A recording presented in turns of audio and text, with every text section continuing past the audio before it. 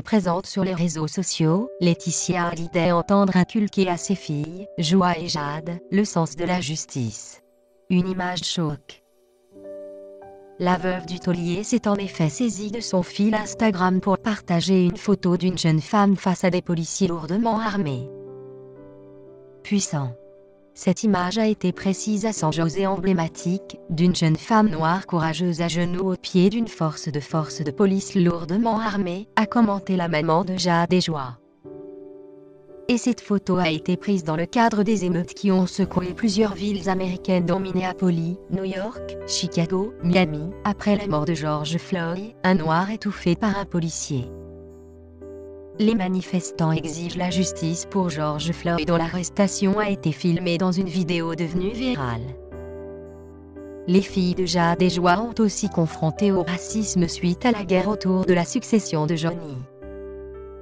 Si Laetitia Hallyday n'avait pas réagi aux critiques, David Hallyday avait quant à lui poussé un coup de gueule.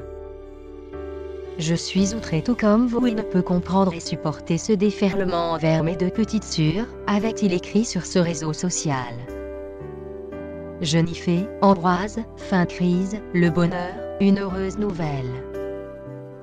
Retranché avec sa tribu en cette période de crise sanitaire, provoquée par le Covid-19.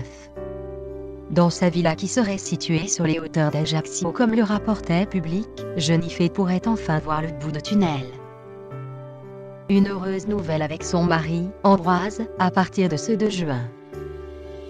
Il s'agit de l'ouverture de leur restaurant, fermé à cause de pandémie meurtrière. Cet été, le couple avait déjà été confronté à quelques tracas. Leur restaurant a été incendié. 22 000 € de dégâts à déplorer. La mafia corse est supposée avoir fait le coup. Mais irait pour le mieux. Le mari de Jennifer serait prêt pour l'ouverture. Mais devrait cependant attendre l'arrivée du flot des touristes à partir du 22 juin, a précisé Le Parisien, dans son numéro du 2 juin. Pas de virée en masse sur l'île de Beauté avant le 22 juin, rapporte Le Quotidien, qui livre des détails sur le décret publié hier sur le déconfinement au journal Officie. Les déplacements aériens